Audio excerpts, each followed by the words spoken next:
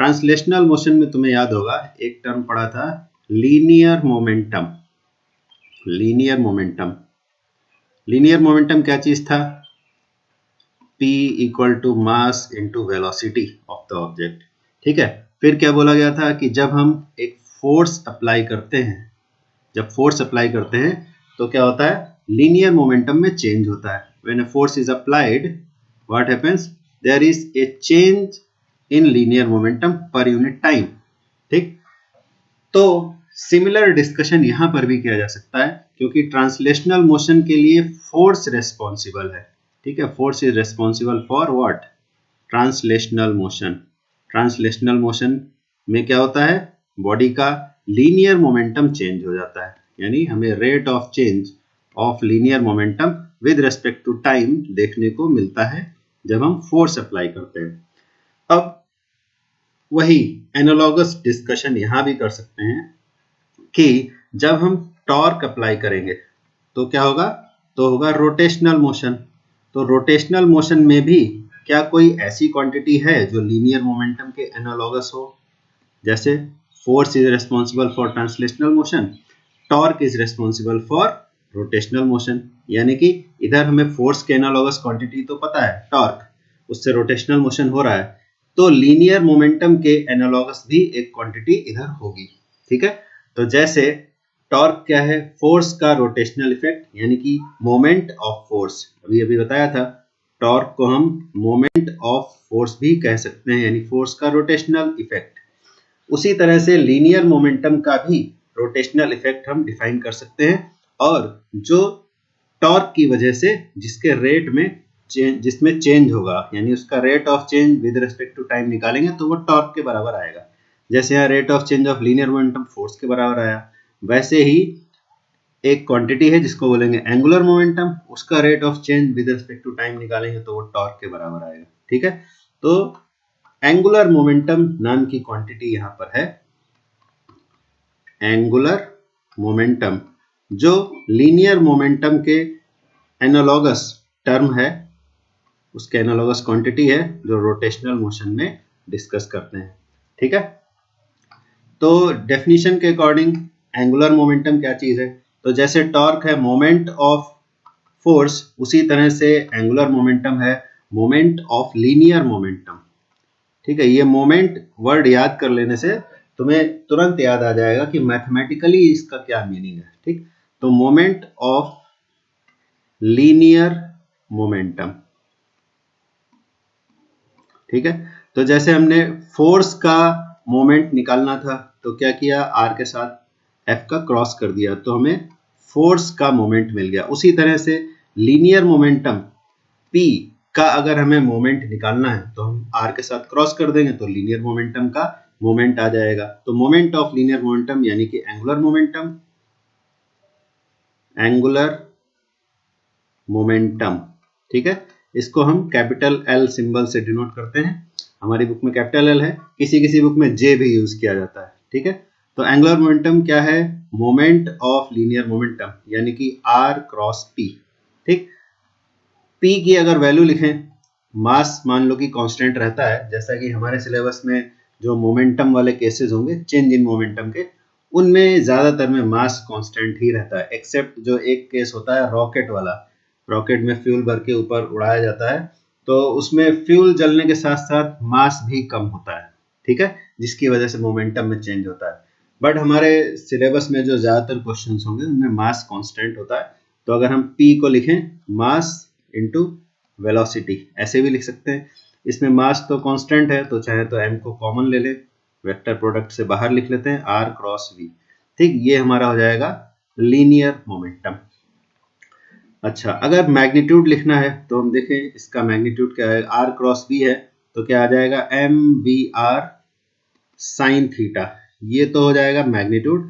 और n cap वो direction होगा जो r और v के दोनों के परपेंडिकुलर होगा, नॉर्मल डायरेक्शन होगा। किधर होगा? फिर से वही बात है, जब भी क्रॉस प्रोडक्ट दिखाई दे और n कैप हमें दिखाई दे तो n कैप का डायरेक्शन निकालने के लिए हम राइट हैंडेड सिस्टम वाला तरीका यूज करते हैं। तो ये हुआ एंगुलर मोमेंटम। तो हमने दो इंपॉर्टेंट टर्म पढ़े, क्या? टॉर्क और एंगुलर मोमेंटम।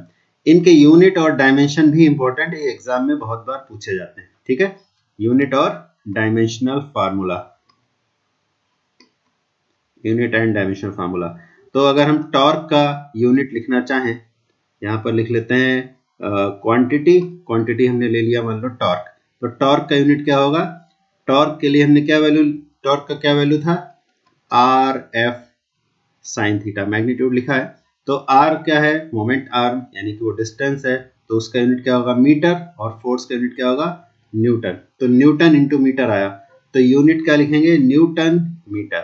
ठीक है, अब कोई ये भी लॉजिक दे सकता है कि जैसे हमने वर्क डन लिखा था, वर्क में भी तो एफ डॉट डी था, फोर्स डॉट डिस्प्लेसमेंट, तो वर्क का यूनिट भी अगर हम देखें तो न्यूटन इंटू मीटर आता है, लेकिन वहां जो न्यूटन इंटू मीटर था उसको तो हमने जूल कहा था। ठीक है, joule is the unit of work and energy, लेकिन यहाँ जो न्यूटन मीटर है उसको जूल नहीं कहा जाता है, उसको न्यूटन मीटर ही कहा जाता है। इसके पीछे लॉजिक ये दे सकते हैं कि वर्क जो है वो एक डिफरेंट क्वांटिटी है, वर्क एंड एनर्जी ये दोनों एक ही चीज है, आपस में इंटर कन्वर्टिबल है, एक स्केलर क्वांटिटी है। ये हमें ये बताता है कि अगर हम फोर्स लगाएंगे, कितनी एनर्जी खर्च करके कितना वर्क करेंगे।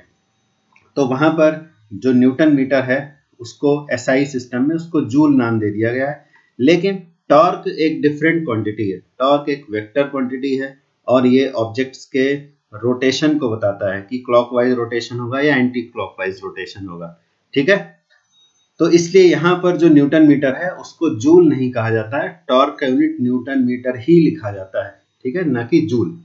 अच्छा, डायमेंशनल फार्मूला बिल्कुल वैसा ही होगा, क्योंकि अगर हम डायमेंशंस देखें, आर का डायमेंशन और एफ का डायमेंशन, तो वैसे ही आ जाएगा जैसे वर्क और एनर्जी में था। तो आर का डायमेंशन तो एल हो जाएगा, और फोर्स के लिए हो जाएगा M L T minus two, तो डायमेंशन आ गया M L square T minus two. तो कभी ये क्वेश्चन एग्जाम में आता है कि ऐसे दो क्वांटिटीज बताओ जिनके डायमेंशन फार्मूला सेम है।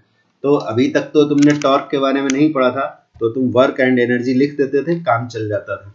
ठीक है, बट अब अगर ये क्वेश्चन आता है, आगे कहीं ये क्वेश्चन देखने मिलता है कि ऐसे दो क्वांटिटीज बताओ जिनके डायमेंशनल फार्मूला सेम हो, तो अब उसमें वर्क और एनर्जी मत लिखना, अब उसमें वर्क एंड टॉर्क लिखना या एनर्जी एंड टॉर्क लिखना। देखो इसका भी डायमेंशनल फार्मूला वही है जो वर्क का है या एनर्जी का है। ठीक है, तो M L square T minus to.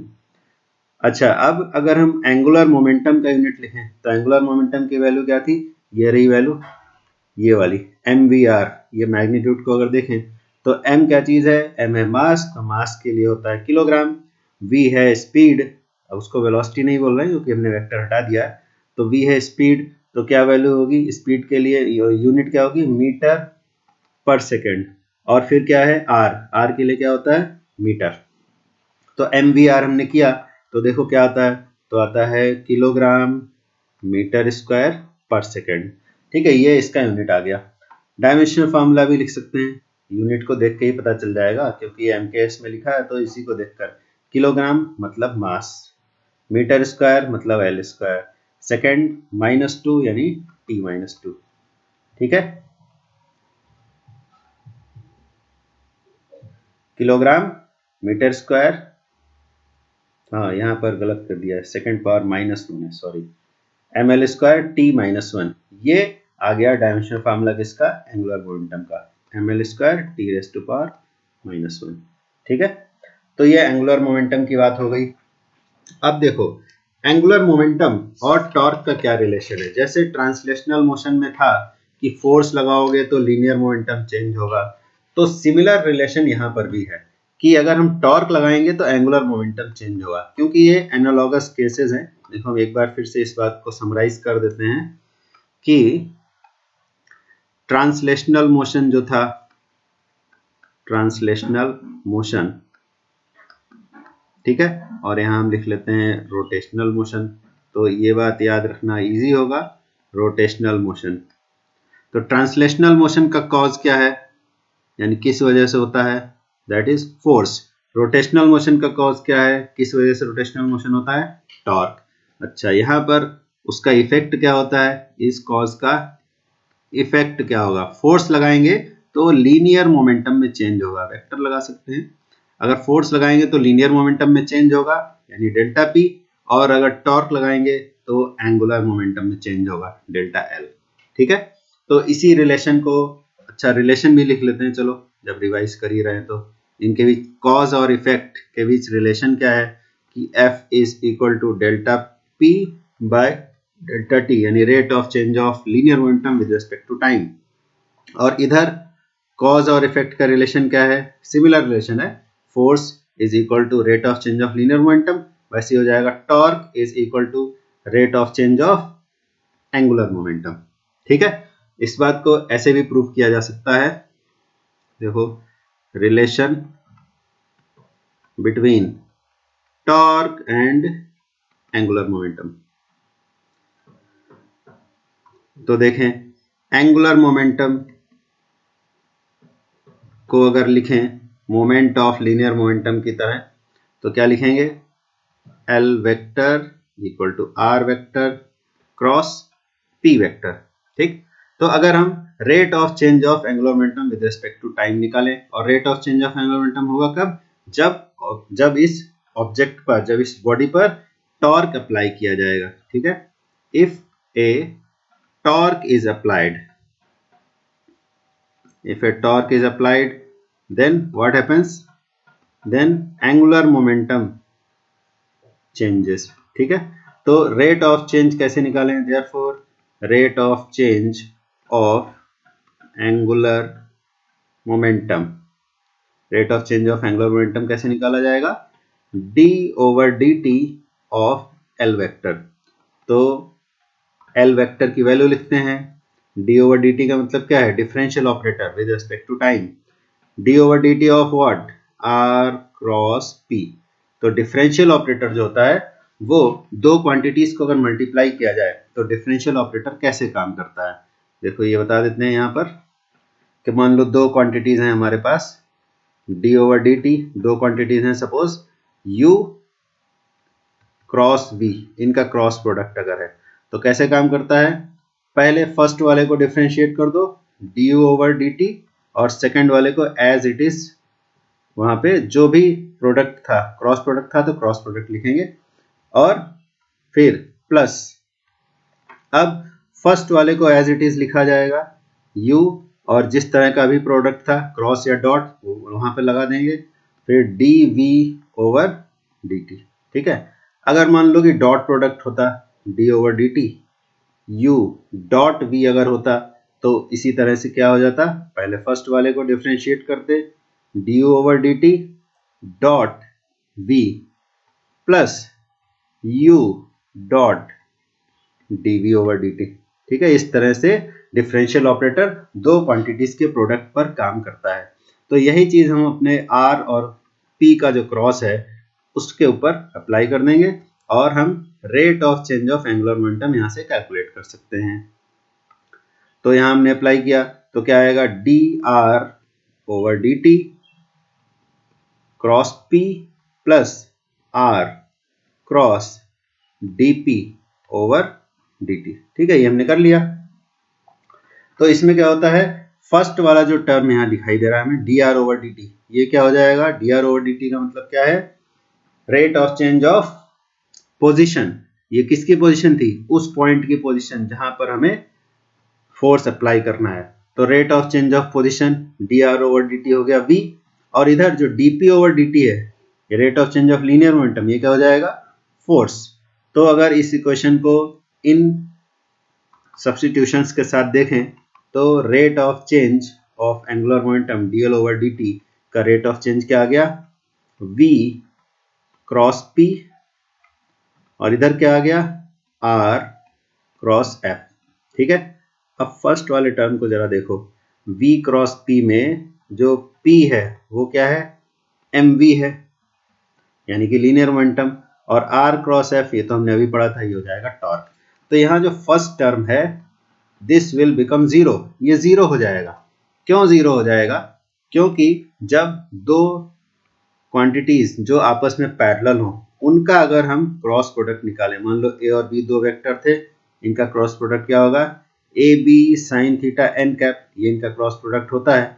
लेकिन जब हम a क्रॉस a करेंगे, यानी किसी वेक्टर का उसी के साथ क्रॉस प्रोडक्ट निकालेंगे, तो कोई वेक्टर खुद के साथ कितने एंगल पर होगा, कोई वेक्टर अपने ही साथ कितना एंगल बनाएगा, तो क्या आएगा a इंटू ए साइन 0। कोई वेक्टर खुद के साथ कितने एंगल पर होगा, 0 एंगल पर होगा, तो यहाँ पर आता है 0 वेक्टर, ठीक है, a क्रॉस ए।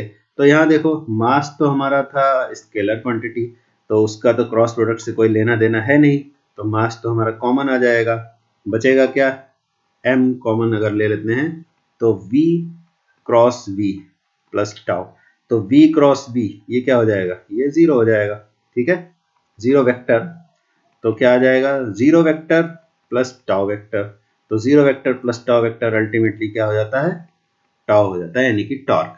तो हमने क्या यहाँ पर देख लिया कि rate of change of angular momentum is equal to torque.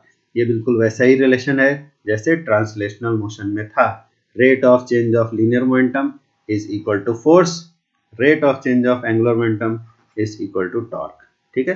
तो ये टॉर्क और एंगुलर मोमेंटम का रिलेशन हमें पता चल गया।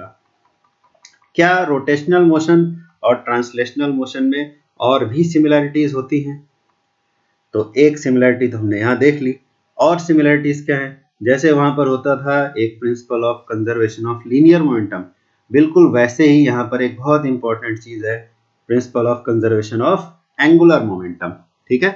तो उसको भी देख लेते हैं कि वो क्या है, principle of conservation of angular momentum, ठीक है। तो principle of conservation of angular momentum वैसा ही है जैसा principle of conservation of linear momentum था, उसी से मिलता जुलता है, उसी का एनालॉगस केस है, रोटेशनल एनालॉगस। तो लीनियर मोशन में हमने क्या पढ़ा था कि rate of change of linear momentum is equal to force, ठीक है। अभी ऑब्वियसली ये एक्सटर्नल फोर्स होगा, इंटरनल फोर्स की वजह से कोई मोमेंटम चेंज नहीं होता है, ये सब हम ऑलरेडी डिस्कस कर चुके हैं। तो फोर्स जो है वो किसके इक्वल होगा, rate of change of linear momentum पे। तो अगर कोई फोर्स एक्ट ही नहीं कर रहा हो, if no net external force acts on the body, ठीक है, ये याद रहे कि ये नेट एक्सटर्नल फोर्स की बात हो रही है, ठीक है। अगर कोई फोर्स एक्ट ही नहीं किया तो क्या होगा, dp ओवर dt 0 होगा, यानी कि कोई चेंज नहीं होगा लीनियर मोमेंटम में, कोई रेट ऑफ चेंज 0 का मतलब हुआ कि चेंज हो ही नहीं रहा, यानी कि p मतलब linear momentum is conserved, linear momentum में चेंज नहीं हुआ। सिमिलर चीज यहां पर भी है एंगुलर मोमेंटम के केस में कि rate of change of angular momentum equal to net external torque होता है, सिमिलर चीज यहां भी है, नेट एक्सटर्नल टॉर्क। तो अगर कोई टॉर्क एक्ट नहीं किया, 0 टॉर्क है, कोई एक्सटर्नल टॉर्क एक्ट कर ही नहीं रहा है, तो क्या होगा, तो एंगुलर मोमेंटम में change dl over dt will be equal to 0, that is angular momentum is conserved, angular momentum में कोई चेंज नहीं होगा।